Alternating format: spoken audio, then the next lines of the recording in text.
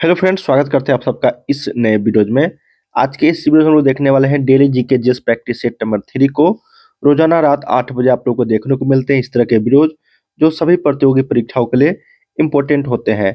यहाँ पे हम लोग को 40 से 50 स्टैटिक जीके देखते हैं जो किसी न किसी प्रतियोगी परीक्षाओं के लिए यहाँ पे आप लोग को हर एक प्रतियोगी परीक्षाओं में आप लोग को देखने को मिलेंगे। चाहे आप रेलवे, एसएससी, यूपीएससी, बीपीएससी किसी भी तरह का तैयारी कर रहे हो, बिहार दरोगा, बिहार पुलिस, यूपी पुलिस दरोगा, सभी प्रतियोगी परीक्षाओं के लिए इंपॉर्टेंट होगा। तो चलिए हम लोग बिना किसी देरी के शुरू करते हैं सेट नंबर 3 को। काफी सारे क्वेश्चंस का यहाँ पे आप लोग को समावेश देखने को मिलते हैं। हर रोज आप लोग को 40 से 50 क्वेश्चंस नए नए देखने को मिलते हैं जो आप सभी को एग्जाम्स के लिए इंपॉर्टेंट होगा। तो वीडियो को लाइक कर लेना, चैनल को सब्सक्राइब करके और ज्वाइन कर लेना टेलीग्राम चैनल पे, आपको लिंक डिस्क्रिप्शन में मिल जाएगा। पहला प्रश्न हमारे पास है, कहा गया कि ब्रह्मांड का अध्ययन क्या कहलाता है। देखिए साथियों, जो ब्रह्मांड है यहाँ पे, सौरमंडल है, उसका अध्ययन क्या कहलाता है। तो उसके अध्ययन को हम लोग बोलते हैं, याद रखना है, कॉस्मोलॉजी। क्या बोलते हैं साथियों? कॉस्मोलॉजी। तो एक का सही उत्तर ऑप्शन नंबर ए हो जाएगा। कॉस्मोलॉजी को हम लोग ब्रह्मांड का अध्ययन कहते हैं। मतलब ब्रह्मांड का अध्ययन क्या कहलाता है? तो कॉस्मोलॉजी। सेकेंड है कि बिग बिग बैंग सिद्धांत का प्रतिपादन किसने किया। तो देखिए, बिग बैंग सिद्धांत का जो प्रतिपादन किया गया था वो किया गया था जॉर्ज लेमेंटर के द्वारा। किसके द्वारा? जॉर्ज लेमेंटर के द्वारा। तो सही उत्तर दो का बी के साथ चलेंगे आप लोग। जॉर्ज लेमेंटर के द्वारा जो है यहाँ पे क्या किया गया था, बिग बैंग का यहाँ पे थ्योरी दिया गया था। ठीक है, याद रखना है, जिससे ब्रह्मांड की उत्पत्ति हुई थी बिग बैंग थ्योरी के मदद से। अगला है कि सबसे बड़ा तारामंडल कौन है। साथियों देखो, सबसे बड़ा तारामंडल जो है ये सेंट्रोस है। क्या नाम है? सेंट्रोस। तो याद रखना है, तीन का सही उत्तर ऑप्शन नंबर सी करेक्ट हो जाएगा, सेंट्रोस। अगला कि किस ग्रह के पास कोई उपग्रह नहीं है। कौन ऐसा ग्रह है टोटल 8 ग्रहों में से जिनके पास कोई उपग्रह नहीं है? बृहस्पति, शुक्र, बुध या फिर बी एवं सी दोनों। तो देखिए, उपग्रहों की जो संख्या है साथियों, किनके पास नहीं है? तो बुध के पास नहीं है और शुक्र के पास नहीं है। कहने का अर्थ है यहाँ पे बी एवं सी दोनों हो जाएगा। 4 का option number D correct answer हो जाने वाली है, जो बुध एवं शुक्र के पास कोई भी अपना उपग्रह नहीं है। अगला है कि सी ऑफ ट्रंक्विलिटी कहाँ पर स्थित है। इंपॉर्टेंट है, सी ऑफ ट्रंक्विलिटी कहाँ पर स्थित है? तो ये चंद्रमा पर स्थित है। कहाँ पे? चंद्रमा पर। तो 5 का सही उत्तर ऑप्शन नंबर बी हो जाएगा। ठीक है, अगला ये क्वेश्चन जो साथियों है ये सारे ब्रह्मांड से लिए गए हैं आज की इस वीडियो में। मतलब हर रोज आप लोगों को कोई ना कोई टॉपिक देखने को मिलेंगे जहां से सभी प्रश्न रहेंगे। ठीक है, इसलिए सभी पर डे का आप लोगों को प्रैक्टिस से जरूर देखनी चाहिए, जहां से आप लोग को हर तरह का जो क्वेश्चन है वो कवर होते चले जाएगा। 6 नंबर है कि ब्रह्मांड में विस्फोटी तारा क्या कहलाता है। तो देखिए, ब्रह्मांड में जो है विस्फोटी तारा के नाम से जानने जाने वाला जो तारा है उसका नाम है साथियों, याद रखना, अभिनव तारा। क्या नाम है? अभिनव तारा। तो 6 का सी करेक्ट आंसर हो जाएगी। अगला है कि किनके बीच की औसत दूरी को खगोलीय एकक कहा जाता है। किनके बीच की औसत दूरी को खगोलीय एकक कहा जाता है? उसका नाम है पृथ्वी तथा सूर्य। मतलब सूर्य तथा पृथ्वी के जो बीच की दूरी है उसके औसत दूरी को, उसके बीच के औसत दूरी को खगोलीय एकक के नाम से जानते हैं हम लोग। तो सही उत्तर हो जाएगा पृथ्वी तथा सूर्य, 7 का ए।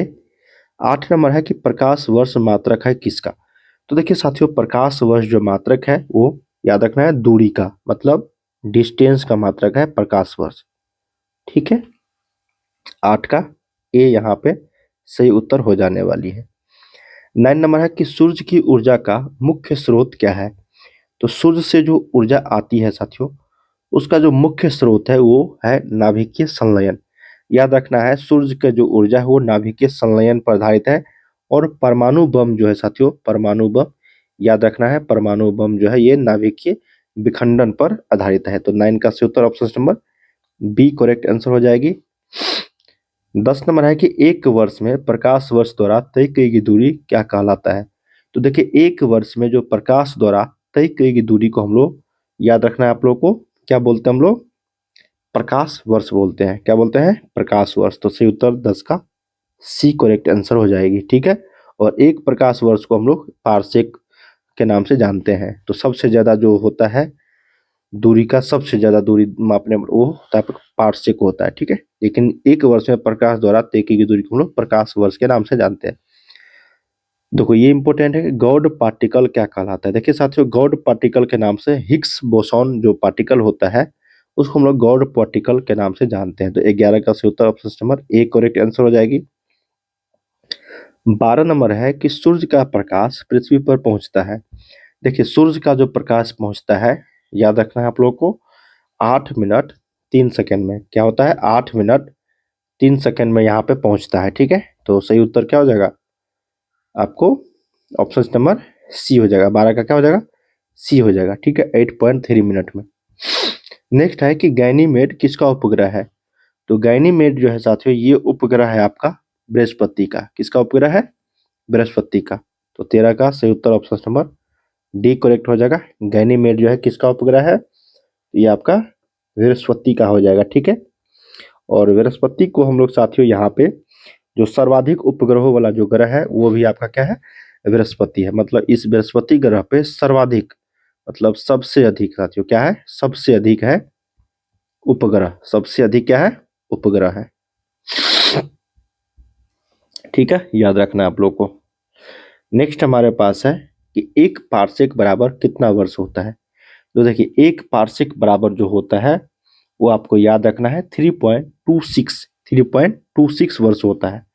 प्रकाश वर्ष होता है 3.26 प्रकाश वर्ष। ठीक है, और एक प्रकाश वर्ष बराबर जो होता है, एक प्रकाश वर्ष बराबर जो होता है वो 9.46 गुने 10 के पावर आपको 12 किलोमीटर, या फिर इसको मीटर में बदलेंगे साथियों हम लोग, तो ये हो जाएगा 9.46 गुने 10 के पावर 15 मीटर। ठीक है, याद रखना आप लोग। सबसे बड़ा क्षुद्र ग्रह कौन है? तो सबसे बड़ा क्षुद्र ग्रह की अगर बात करेंगे हम लोग, तो याद रखना है आप लोगों को, सिरेस। क्या हो जाएगा? सिरेस हो जाएगा। क्षुद्र ग्रह सिरेस के नाम से जानते हैं। नेक्स्ट है कि टाइटन किस ग्रह का उपग्रह है? टाइटन, तो टाइटन जो है ये शनि ग्रह का जो है उपग्रह है। ठीक है, इंपॉर्टेंट है, कई बार आप लोग को देखने को मिलेंगे। सूर्य की सतह का तापमान कितना डिग्री सेल्सियस होता है? तो याद रखना है 6000 डिग्री सेल्सियस। नेक्स्ट है कि अपनी कक्ष पर सबसे तेज गति से परिभ्रमण करने वाला ग्रह कौन सा है? तो अपनी अक्ष पर सबसे तेज गति से परिभ्रमण करने वाला जो ग्रह है साथियों, याद रखना आप लोग को हो जाएगा बृहस्पति। क्या हो जाएगा? बृहस्पति हो जाएगा। तो 18 का डी करेक्ट आंसर हो जाएगी। 19 नंबर है कि सबसे चमकीला ग्रह कौन सा है? तो सबसे चमकीला ग्रह जो है वो शुक्र है। क्या है? शुक्र है। एक प्रकाश वर्ष बराबर होता है, याद रखना है 9.46 गुना 10 के पावर 15 मीटर, या फिर 10 के पावर 12 किलोमीटर। तो यहाँ पे ऑप्शन नंबर क्या हो जाएगा? ए और बी दोनों हो जाएगा। तो 20 का सही उत्तर डी करेक्ट आंसर हो जाने वाली है। नेक्स्ट है कि आकाश किसके कारण नीला दिखाई पड़ता है? आकाश जो है किसके कारण नीला दिखाई देता है? तो आकाश याद रखना है साथियों, ये आपका जो है प्रकाश के परिकीर्णन के कारण नीला दिखाई देता है। तो 21 का सही उत्तर क्या हो जाएगा? सी। 22 है कि क्षुद्र ग्रह किन दो ग्रहों के बीच में स्थित होते हैं? क्षुद्र ग्रह जैसे सिरेस था सबसे, जो यहाँ पे पूछा गया था आप लोगों से, सबसे बड़ा क्षुद्र ग्रह जो है वो सिरेस था। वो आपको किन दो ग्रहों के बीच में स्थित होते हैं? तो याद रखना है साथियों, ये हो जाएगा मंगल एवं बृहस्पति के बीच में। तो 22 का सी करेक्ट आंसर हो जाने वाली है। 23 देखते हैं कि ब्रह्मांड का मौलिक कण क्या है? तो ब्रह्मांड का साथियों मौलिक कण जो होगा वो क्या हो जाएगा? तो सही उत्तर हो जाएगा हिग्स बोसॉन। क्या हो जाएगा? हिग्स बोसॉन, जिसको हम लोग गॉड पार्टिकल के नाम से भी जानते हैं। ठीक है, चंद्रमा किस ग्रह का एकमात्र उपग्रह है? तो चंद्रमा जो है साथियों ये पृथ्वी का उपग्रह है। क्या है? चंद्रमा पृथ्वी का एकमात्र उपग्रह है। पृथ्वी का एकमात्र उपग्रह क्या है? चंद्रमा। भोर या साँझ का तारा किस ग्रह को कहते हैं? इंपॉर्टेंट है, भोर या साँझ का तारा हम लोग किस ग्रह को कहते हैं? तो उसका नाम है शुक्र। और सबसे चमकीला तारा क्या है? शुक्र है, चमकीला। ठीक है, भू स्थिर उपग्रह को कितनी ऊंचाई पर स्थापित किया जाता है? देखिए भू स्थिर जो उपग्रह होते हैं, सैटेलाइट जो होते हैं, उसको कितनी ऊंचाई पर स्थापित किया जाता है? तो वो किया जाता है 36,000 किलोमीटर की ऊंचाई पर। कहाँ पे? तो 36,000 किलोमीटर की ऊंचाई पर। प्लूटो, प्लूटो क्या है दोस्तों? प्लूटो एक ग्रह है। क्या है साथियों? प्लूटो क्या है? आपका एक बौना ग्रह है। बौना ग्रह के नाम से जानते हैं। हम्म, ठीक है ना, प्लूटो को। अगला है कि पृथ्वी के सबसे निकट तारे के प्रकाश को पृथ्वी तक पहुंचने में कितना समय लगता है? तो देखिए, पृथ्वी तक पहुंचने में जो सबसे निकट तारे के प्रकाश को पृथ्वी तक पहुंचने में सबसे जो अ, निकट तारे हैं उसको कितना समय लगता है साथियों? तो याद रखना। तो सही उत्तर हो जाएगा यहाँ पे 4.2 वर्ष। क्या हो जाएगा साथियों? 4.2 वर्ष। ठीक है। पृथ्वी के सबसे निकट तारे के प्रकाश को पृथ्वी तक पहुंचने में कितना समय लगता है? तो 4.2 वर्ष। अगला प्रश्न है कि जीवाश्म ग्रह के नाम से किसे जाना जाता है? तो देखिए, जीवाश्म जो ग्रह होते हैं वो किस नाम से जाने जाते हैं यहाँ पे जीवाश्म ग्रह को? उसका नाम है साथियों, याद रखना है आप लोग को, चंद्रमा। क्या हो जाएगा यहाँ पे? तो याद रखना है साथियों, यहाँ इसका सही उत्तर हो जाएगा चंद्रमा। क्या हो जाएगा? चंद्रमा। क्योंकि यहाँ पे वायुमंडल नहीं है, इसलिए जीवाश्म ग्रह के नाम से जाने जाता है चंद्रमा को। अगला है कि सबसे कम समय में सूर्य की परिक्रमा कौन करता है? तो सबसे कम समय में सूर्य की जो परिक्रमा करती है वो बुध करती है साथियों। याद रखना है आप लोग को, बुध जो है सबसे कम दिनों में जो है यहाँ पे वो सूर्य की परिक्रमा कर लेती है। लगभग 88 दिन। कितने दिन? 88 दिन में वो पूरा कर लेती है। जैसे पृथ्वी जो है 365 दिन में पूरा करती है, उसी तरीके से बुध जो है आपको 88 दिन में ही पूरा कर लेता है। अगला है कि सूर्य का दीप्तिमान सतह क्या कहलाता है? सूर्य का दीप्तिमान सतह क्या कहलाता है साथियों? याद रखना है आप लोग को, प्रकाश मंडल। क्या हो जाएगा? प्रकाश मंडल। 31 का बी करेक्ट आंसर हो जाएगी। नेक्स्ट है यहाँ पे कि पृथ्वी की बहन क्या कहलाती है?